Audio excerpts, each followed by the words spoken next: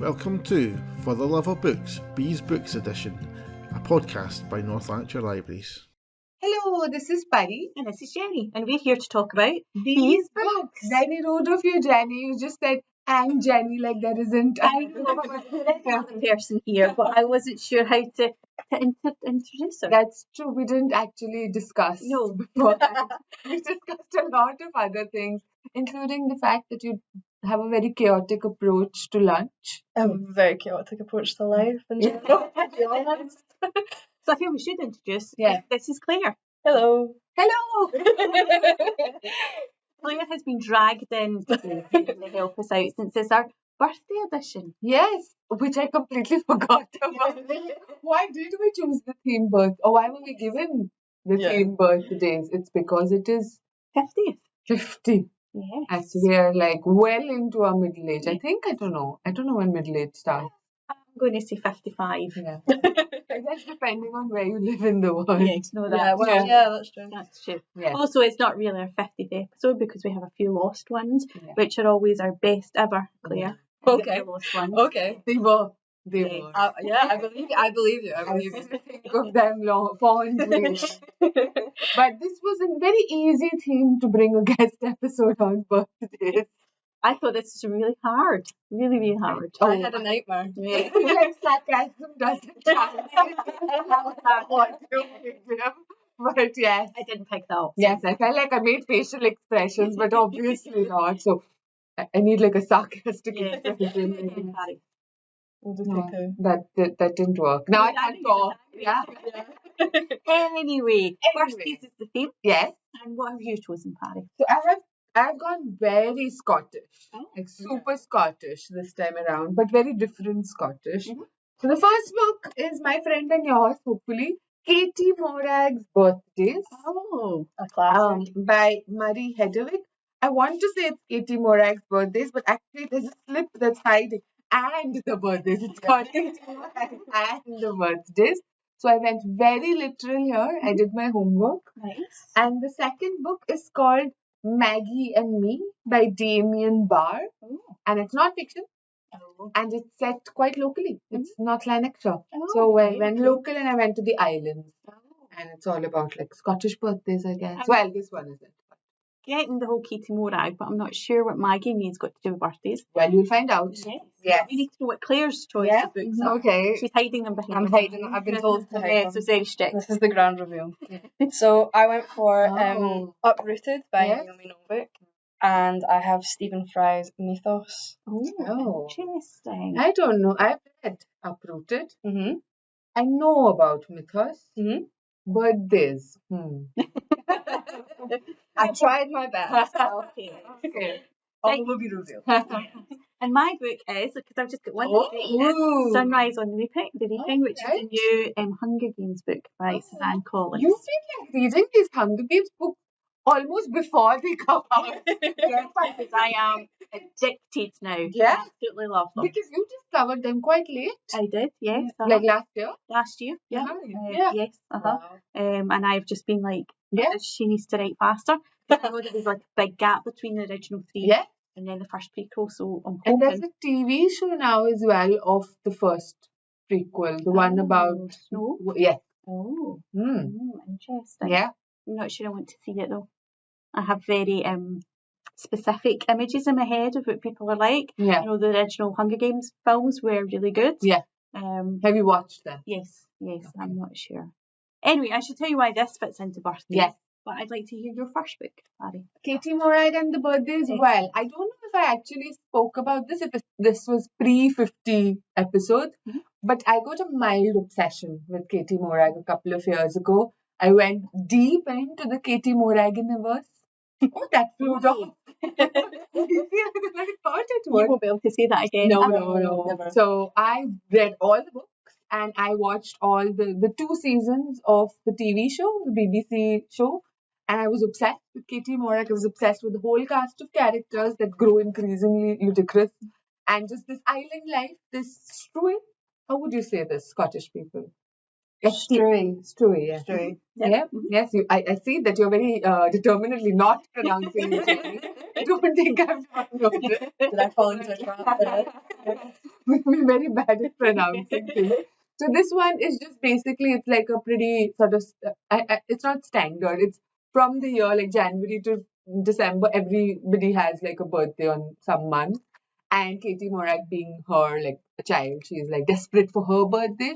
So we meet the characters through every month, and like the different kinds of celebrations they have, and they're both small and big. One of which involves a Kaylee, one of which is just like sheep. A lot of sheep are born in March, so March is all the sheep's birthdays. Yeah, and then she has a younger brother who is on April 1st, baby, unfortunately. So his gift from Katie is a prank.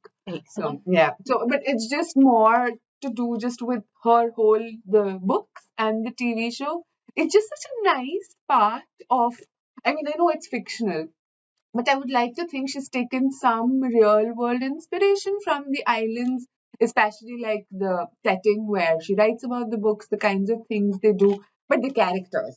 You have like you have a favorite one. I love Granny Island. Yeah. I want to be Granny Island. She is my inspiration of mine. When I grow up, I want to be Granny Island. Yes, there's grannies in this. There's Granny Island, who is like a farmer, I think like a sheep and stuff. Down to earth. Very, very down to earth. And then there's the glamorous Granny Mainland, who lives in the city, I think, maybe in Glasgow. And they don't see eye to eye, but they obviously love. And in this book, we find out they all share a birthday. Katie, the two grands. So, yeah. And what month is her birthday in? Just to put you on the spot. Really? Okay. Second. And it's true. It's right. Well done. Well, it's, my birthday month, So, so it's just, I loved meeting them in the books because they're all not, like, they all feel really real. They're not like these perfect kind of characters, but they also feel really well developed for being picture books. Like, you only have like 10 books or something, and like, I don't know, maybe 20 episodes of the show. And it's just such a nice world that you want to, I want to live in. Even though I'm a city girl, I would love to go visit maybe the island. Not live there. I don't know how Granny Mainland does fall in love with somebody and then goes and lives on the island. Yeah. I don't know how she does Do we need it. to read them in order then? I feel as if Yes, I What would development? I There is would a actually story. recommend, because a new baby also emerges from the mother, from Katie's mom. So I would say actually. I mean, they're obviously standalone, but I read them in order, and I think that's how I would recommend it. And watch the two BBC shows in order as well, because then you're getting to know them in a way that's really nice. So one of the show things, like I was talking to Claire during the break about this, one of the things in the show that I really love, so they have like a series of episodes, but they also have these like kind of like mini-sodes where it's Granny Island is having like a Kaylee, as one does apparently on this island, and they all come together and they like, they're dancing and the kids have like performances and stuff, and then there's a storytelling, like they'll sit and like share stories, and they're usually about like folk tales and myths of like Scottish islands. And Mari Hedwig does illustrate, so they're all animated. Otherwise, it's like sort of live action. And it's just such a nice way to learn, I think, about a part of Scotland and a part of the culture that I'm not really familiar with. So, would fully recommend to both, I guess, lowlanders, but also like people who are not from I Scotland. like the idea though that because picture books you just think of standalone. Mhm. Like my favourite Mr. Panda, there's lots of Mr. Panda books, but they're all standalone books. I quite like the idea you're introducing small people to the idea of an ongoing story. That's if you know what I mean. It is a Morag universe. I said it again. I also think it's probably more engaging for the grown-ups that have to read them. Yeah. It's more of a kind of story that continues. I quite like that idea. And also, like, she puts like the things the author and illustrator puts things that she believes in the books as well. I was talking to, when I was going through my Katie Morag phase, I was talking to a co-worker, and she said that the books were like banned not banned, but some principals and things wouldn't want to keep one specific book because it showed the mum breastfeeding. And they were like, oh, this is not appropriate material for a school. Which, I don't know how long ago that was, but even having that, because these are quite, the conflict and stuff is very domestic. There's no like big Yeah. sort of, it's a very everyday It's a kind. picture book for kids, so Yeah, so but you can see, like, even things that you wouldn't think of are causing issues. But I think it's also, as you say, it's introducing people to the world in different ways, be it like breastfeeding or like sheep, lots of sheep on the islands, and just the celebrations in the islands, because the things that we take for granted maybe here are different there. So it's a different way of life, and you're learning about that. And I'm sure people who live in the islands are reading about like their way of life being represented. So it's really lovely. nice. So it's a nice birthday present, unlike my other book, which I'll talk about later. And I think it's the only book here that's very obviously Yes. birthdays. So we now need to find out from Claire why Uprooted is a birthday book, if you don't mind. Thank you much. This is probably my best argument for it. Excellent. It's the main character of Agnesa. Her so the village that she lives in is ruled over by this lord who is a wizard who lives in a tower, and his name is the Dragon. Oh. So the book is very it references a lot of Polish folktales that Naomi was read as a child, and it's takes a lot of kind of fairy tale tropes and inverts them and changes them a little bit. So the wizard is the dragon who takes a beautiful girl from the village once every 10 years. So my link to birthdays is that it's because of the date she's born that she's picked to be a dragon-born girl. Excellent. Is that tie enough? No? Yeah, that's Well done. Thank you. much more thematic than a lot of the books.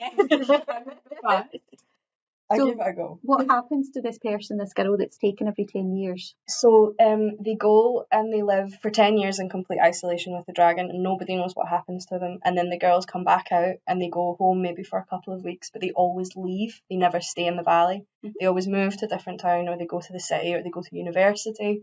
They never want to stay. And nobody knows what happens in the tower to make them not want to stay, or make them. They all come out very polished and like courtly educated and very intelligent, but they're not interested in the valley anymore at all. So she, the main character Agnesa, she expects her best friend Kazia will be chosen. Kazia is sort of this beautiful, very very beautiful, lovely girl who's very good at everything, and One of those ones who is unfortunately also lovely and has no faults. Boring. So she expects, everybody expects Kazia to be chosen, and it ends up being Agnesa who's taken instead. And the dragon himself doesn't seem very happy about taking Agnesa. He seems to want to take Kazia, so you don't know until she gets to the tower and is there for probably a couple of days.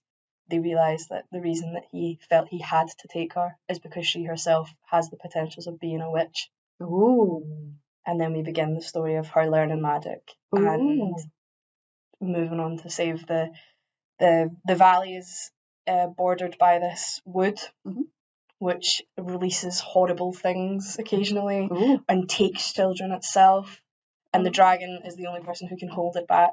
Okay. And she says to him, "You're just basically putting a bandage on this. Why don't we try and solve the problem completely?" I read this a few years ago. I think this was my first Naomi Novik book. She's the same author of Asholomance, my beloved trilogy.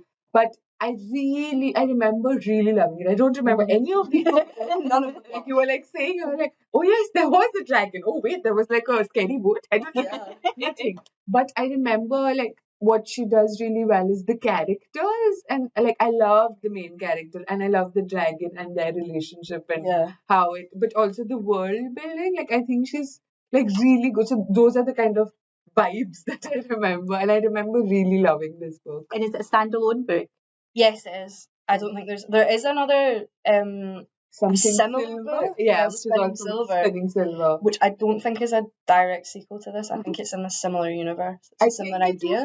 Rumpelstiltskin sort of like takes spinning, a kind of, but she really, it's very like vaguely recognizable as the original fairy tale, and I'm sure this is this much. She takes a lot of like tropes like that, like a dragon taking a beautiful young maiden, and then it's not the way that you would expect it, having read it on the page. And there's lots of things. There's like the usual kind of, there's the handsome prince who comes to visit and then he's not a very nice person. And there's all these sorts of like fairy tale tropes that become not the way you'd expect them. They resolve themselves in a way that you wouldn't expect. Oh, that sounds like my kind of thing. It is. You would love it. Her protagonists are always like excellent. Yeah. Like her female, like I think she only writes female protagonists. She's also really popular for writing this Temeraire series of books, which I've read the first one of, and it's all dragons.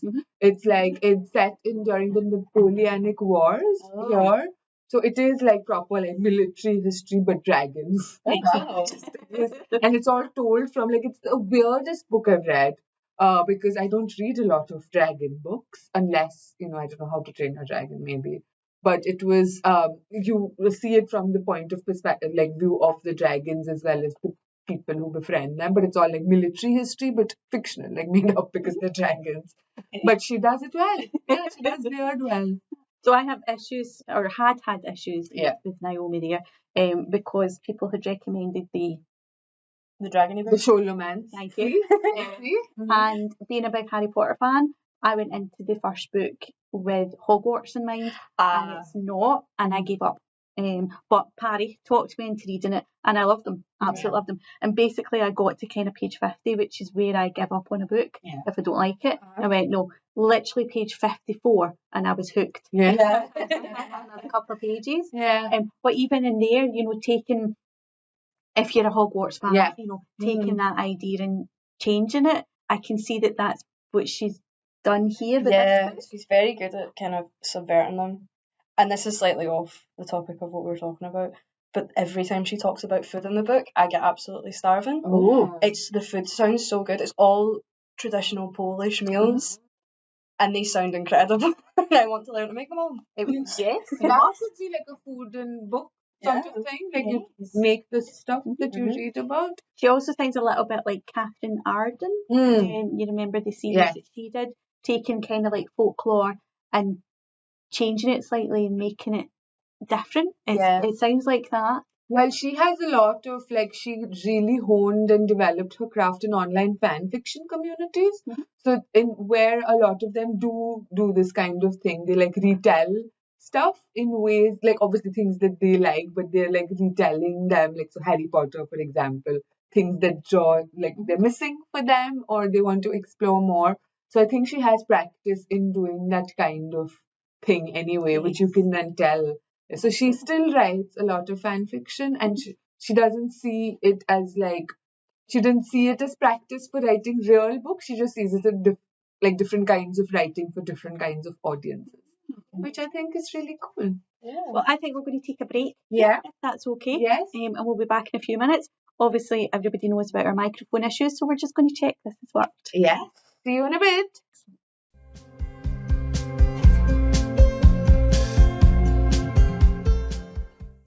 And we're back. Everything's working in working order, so we'll at least have a part 1. Yes, so absolutely. We will only be me and Claire. I do, however. Start talking about it. So, as I say, Sunrise on the Reaping by Suzanne Collins. Literally just came in last week, and I read it in like 2 days flat. It's quite missed because I was not at the top of the list, so I did have to wait. Yes. But fortunately, Coastside Library, they sent it over. And it is about, so the previous prequel was about snow and it was set before. This is set 25 years before the original Hunger Games, and it's about Haymitch. And I loved it. Absolutely loved it. There are so many throwbacks to like the original series. Like characters that you kind of get their backstory, which you didn't get from the original ones. Haymitch as a character, as a 16-year-old, is just fabulous, and you can see why he turned out how he is, if you see what I mean. A bitter, drunk old man. Yes. And the reason I've squeezed it in, not just because I loved it, is because the very first line in it is, I don't have my glasses, sorry. Well, the very first chapter is called The Birthday. And the very first line is, Happy Birthday, Haymitch. So I did not know this, but his birthday is the day of the reaping every year. So every year, It's a terrible Yes. anniversary. so he wakes up, and like the rest of us would wake up, if we like birthdays, which I do, wake up your birthday quite excited, and he wakes up knowing that basically that day 2 people, a boy and a girl, are going to be taken away for the Hunger Games. And because it's District 12, there's only been one winner before, back in Snow's day. So they kind of know, what's going to happen, basically. But this is one of I think it's a quarter quell it's called. So it's the 50th, and Snow has a special envelope, as he does, with instructions. So this year there are 2 girls and 2 boys taken from every district. So there's twice as many people going to get to the Hunger Games. And I apologise if nobody knows what I'm talking about, the Hunger Games. I know you two do. So, but the Hunger Games, basically, there was some kind of big war. And the outcome of that was different districts were created in this fictional place, which was America before. And each district has its own thing. So District 12, I think, are kind of miners and things like that. Another district might provide the food, etc., etc. And then there's the capital, and the capital is quite decadent, and they just see the Hunger Games, because none of their kids get chosen, as a game show, basically. Mm-hmm. They have their own teams, that they favour and all that kind of stuff. So this year there's twice as many, and Haymitch doesn't get called first, but something happens, and then he does get called. He has a girlfriend who is part of the Covey, which we learned about in the Snow book, which were kind of travellers and storytellers that used to go around the different districts.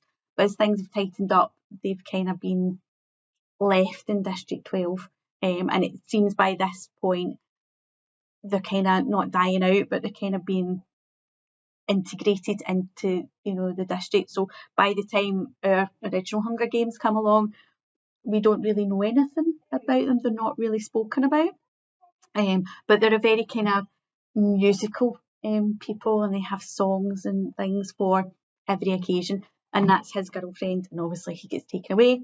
He's worried about his girlfriend because she's a bit of a rebel. She kind of goes in and sings songs that she perhaps shouldn't do, and things like that. And so he's a bit worried about her, but obviously he has been chosen for the Hunger Games, so obviously a bit worried about that as well. And we know that he survives the Hunger Games because he's in the later books. It doesn't take anything away from the book at all. And Suzanne Collins does say that at the end, and thanks everybody for reading the books, even though they know the outcome of them, because this is a prequel. We kind of know what happens in the future. But it's lovely to get his story and to find out what happens to him. We realise how bad Snow is. If we didn't know before, we know now. He's a very bad man. But this is more about how not everybody likes the Hunger Games. And although in the capital, yes, right, yes. Okay. And although in the original series, there's different characters in there who are from the capital who are kind of trying to help. This seems to be the first time where they kind of try and break the Hunger Games, as it were. They kind of talk Haymitch into trying to help them destroy what is being created. So by this point, we're more familiar with the kind of big arenas that are in the later Hunger Games. The technology is still not quite where we were there, but the mutts are there. They kind of change the weather and things like that as they want to. And it's just, I'm going to go on and on and on, and I'll try and stop myself. But it's just wonderful. It's just, I'm desperate for her to write now about some of the other characters that we know from the later books who were introduced in this book, like Beatty and Volks and people like that. We kind of who are the same person, actually. But I'm nodding. I'm like, I haven't read these books in a while. So yes, this totally sounds familiar to me. So, some of the previous winners are in who appear in the later books. And it's just a brilliant series. And I love that she's kind of went, right, I've written Hunger Games, and they did really well. There's nowhere to go really after that because the world has kind of settled down. So she's decided to go back and give us the backstory in some of them. And although Snow is a very bad man, I did enjoy his backstory. Yeah. Well, I'm also interested because she wrote the first trilogy like quite a while ago, I think a couple of decades. Maybe I know when I was growing up is when like I was reading it. She like I've read interviews after, and she'd written like directly in response to the news and stuff that she was seeing at the time, and she made these parallels in the Hunger Games. So even though it sounds like this, like, it is a dystopian world, but it's not completely out with the realm of the kinds of stuff that's going on. Maybe not in the same way, but you see slave labor and like things even now. So would you say that I know you're not like super interested in like the political and like it's not my thing, Claire. but would you see like parallels because she's writing now, and especially when you said about the capital being against, like some of the people are like challenging the structure. Well, currently the US is basically like falling apart around itself, and like that's the kind of parallel I guess I would see from what you said. But did you notice? Yes, even I can see, politically uninterested as I am, you can see certain things, that she's taken from now and recent. And although it is now and recent and it's set before the Hunger Game, it works. Yeah. There's a comment in it, which I wish I'd marked the page for, where the people like who invented Arena and all this kind of stuff are kind of talking about they're not allowed to do something because it was banned a long time ago. And from what I got from it, it was this thing that's happening just now where they're taking like people and making AI versions of those people and making them do things and things like that, which they've never done. And I'm sure there's a very obvious name for all that kind of stuff. But it seemed to be that that's what they were saying, that they had been banned because something had happened. Right. There's wee things like that in it that you kind of nod to yourself and go, oh, I can see that. Yeah. And yes, although there's not a lot of people in the capital that we know of that are against it, they are starting to realise that perhaps, and you meet Effie for the first time and you kind of see what she was like younger, and she's talking about like Effie's the designer. She's the one that kind of stands up and picks the names. Oh, right. She's Effie Trinket. She's kind of nice, and she's kind of quite naive, but she believes that there's still a place for the Hunger Games, and she kind of gets roped into doing it because somebody falls ill or whatever, and you kind of see her for the first time and you realise how she's kind of being coerced into this and how she has changed. Like she's talking to somebody at one point about saying, she doesn't want all the plastic surgery and things that the capital people go through. So, they get implants and, we see a image of the crowd at one point, and one of the contestants is kind of talking about they've had like diamonds implanted in their cheekbones, and, somebody else has had like tiger ears attached to their head, but like it's all like implanted and stuff. There's things like that, and she's saying, oh no, I'm not interested in all that, I'm scared of needles, I don't want that. But we know that later on she has had a bit of work done, because 25 years later she looked very much like she did then. There's wee things like that you can see that she has taken from now, and but not in a Jenny's bored now way. She's done it well, but I absolutely loved it.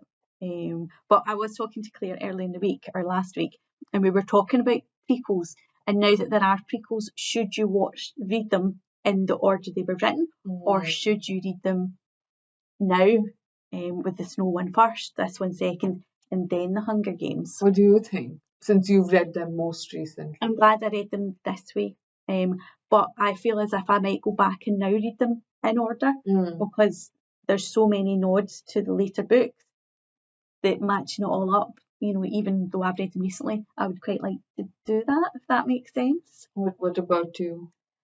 I think for me, I struggle with it a bit of like because the one we were talking about was the Narnia books, yes, which are quite like the story happens in one, it happens in two, it happens in three. It goes quite neatly together as if you read them in order.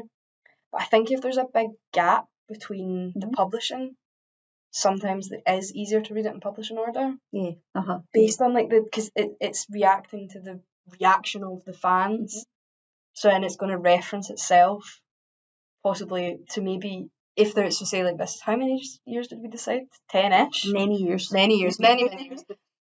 If it's that far apart, it's going to have to remind the reader of things that have happened in the previous book, which is a sequel, if that makes sense.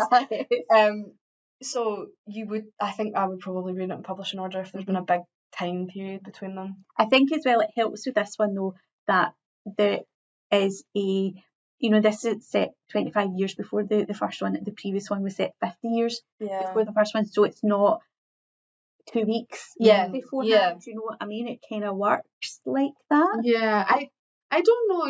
Even when you talked about it last time, like Jenny had spoken about the Snows book, I never found myself interested in reading the prequels at all.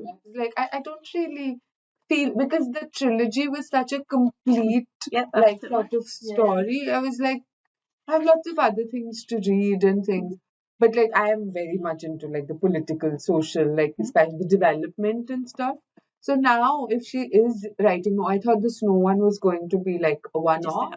Because I think The Handmaid's Tale did something similar where she wrote so The Handmaid's Tale is just like the one book, but then she wrote one based on like one of the villains, like not one of the big villains, but one of the smaller villains from her perspective. And even that I was like, I don't really want to know, but I don't know if enjoyed is the correct word. I was traumatized by the TV show of The Handmaid's Tale, and like I still watched it. I had to take breaks sometimes because it gets very dark. And now that I discovered that there is a TV show of Snow's thing, I feel like I know the Hunger Games well. I might have to remind myself of the characters, but I'd like to see how it went. So I'd like to only not reread the Hunger Games, but only read the prequels. On its own, maybe. right? Yeah.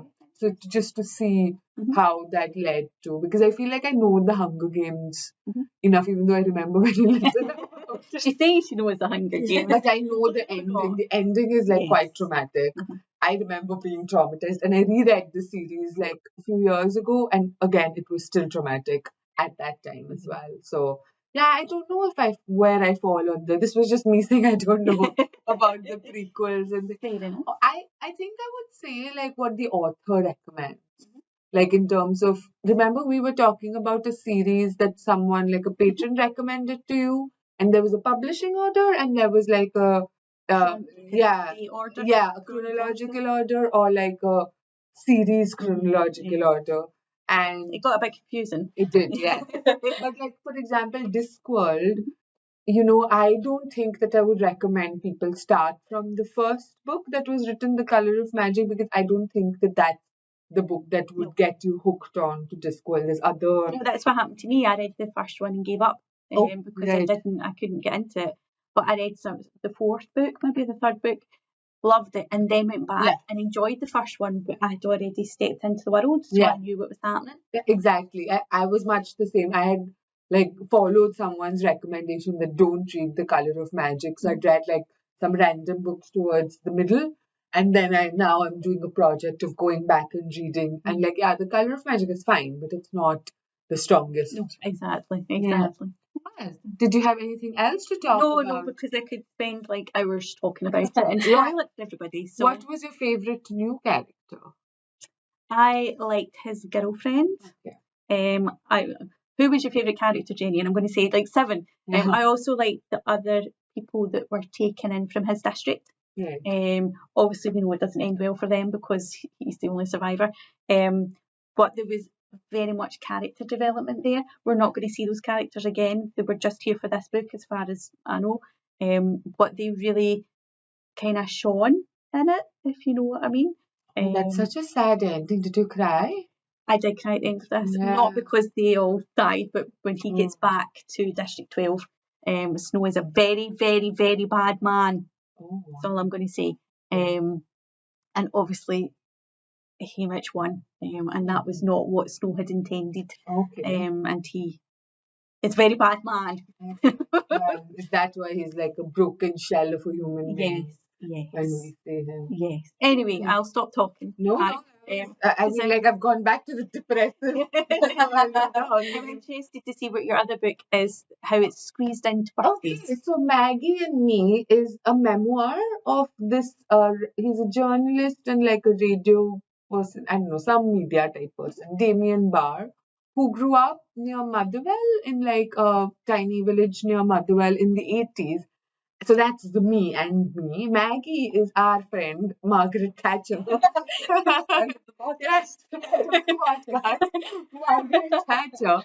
So he obviously, and like I still don't, I know more now about this area of the country because of this book, but even like the things with Margaret Thatcher and stuff, we didn't really, like growing up in India, like it didn't really affect, I mean, I guess it affected the larger geopolitical or whatever, but not in the way that, how people have strong feelings about her in this country, but specifically in this part of Scotland.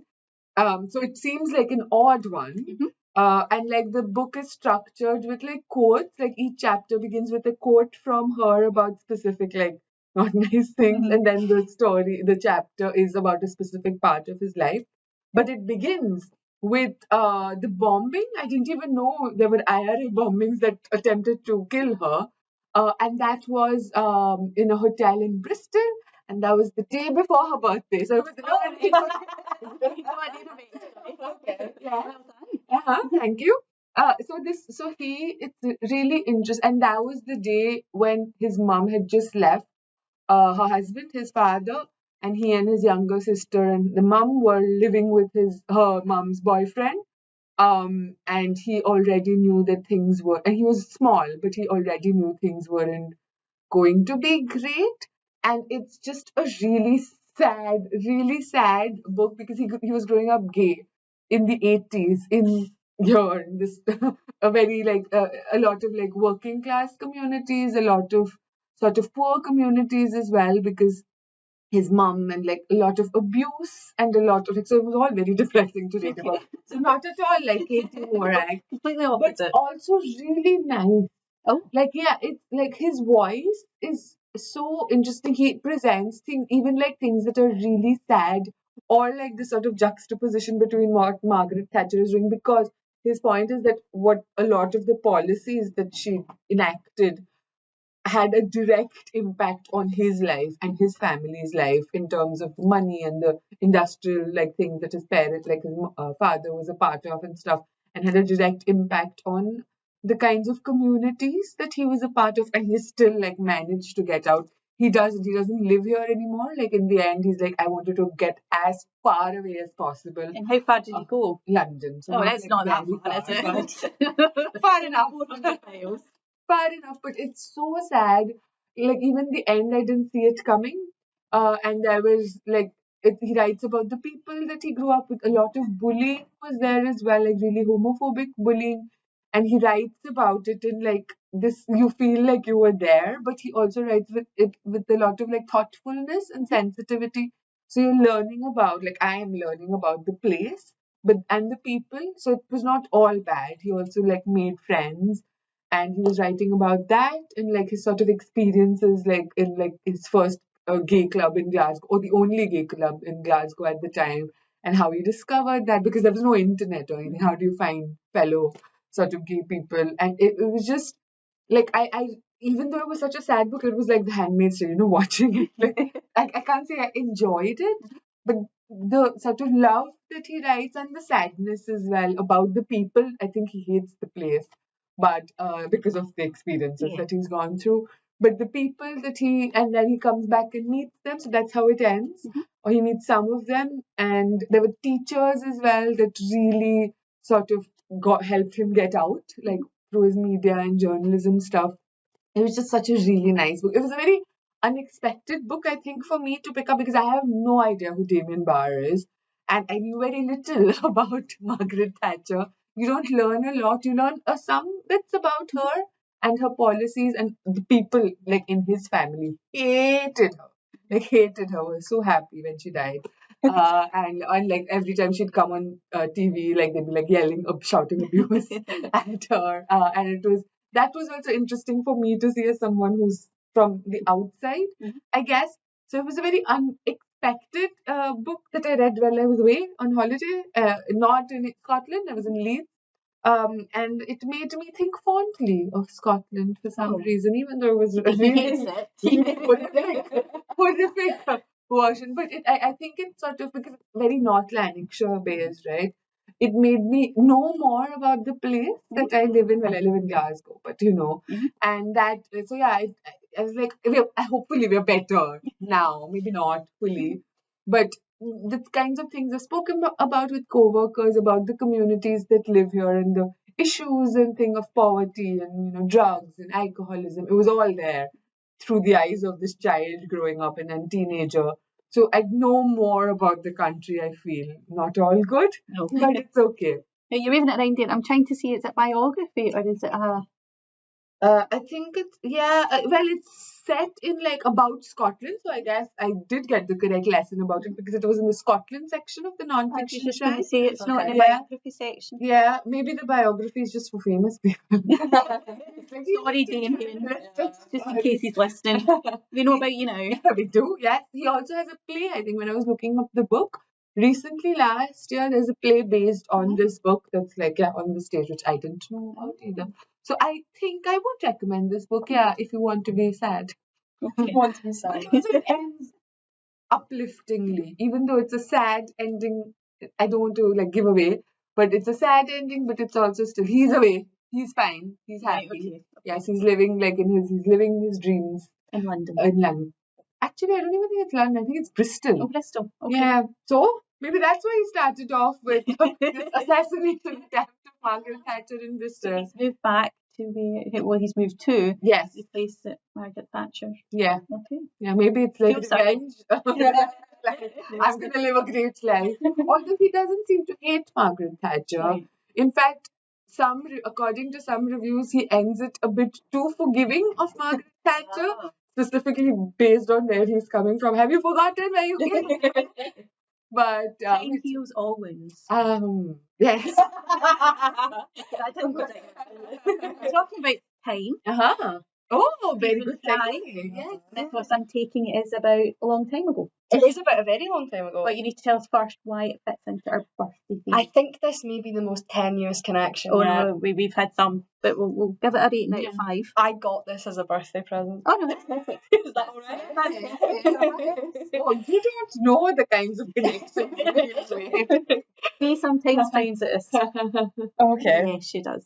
Okay. Anyway, so you got this book. I got this as a birthday present. And I have a recurring problem with people giving me books for my birthday because they're always in the house and then the book sits and I have to make polite chit chat as the book stares at me. Yes. Going, read me. What you really want to do is go, thank you very much. I'm off to my room now to read. Which is not acceptable over the age of about 8, I think. So I got this for my birthday, and it's one that I would recommend to everybody. It's Stephen Fry, and he is retelling the stories of the Greek myths. Mythos is the first one, so it starts before the universe is created. The very first chapter, I think, is called Out of Chaos. Yeah, Out of Chaos. And it begins before the universe is created, and you get the big primordial concepts. But he's so good at just giving them all personalities that it's very funny. They're very funny to read. And he creates, like, he doesn't make them kind of, the gods aren't godly figures, they're very real people. So when they argue with each other, they argue like real people. And it reads, and you read it, I read it in Stephen Fry's voice in my head all the time, because it reads as if he's just telling you. You sat down and he goes, and I'm going to tell you a story now. And he starts and he tells you the whole way through. It also has footnotes. I love footnotes. We both love footnotes. Okay. Yeah. His footnotes are excellent. They go into really weird random fun facts. So one of the ones is there's a part in it where he discusses the fact that there are the 1,000 daughters of the ocean god. One of whom is called Dorcas. And he takes a little bit of time out just to tell you that he thinks it's funny that her name's Dorcas, and then you move on with the story. I like that. It's like having a conversation with somebody who's very interested in what they're telling you about. But it's hilarious. And this one comes with pictures on the inside, which is awful for an audio medium, but we do this all the time. Yeah. So he has his lovely paintings wow. that show you all the different, and he tells you what they are, which is good. Oh, I saw a very terrifying looking one. That's quite a scary one. Yeah. I didn't open it at a nice page. I was looking for, there's a lovely like full colour picture of the birth of Venus. That's what I was looking for. Right. Couldn't find it.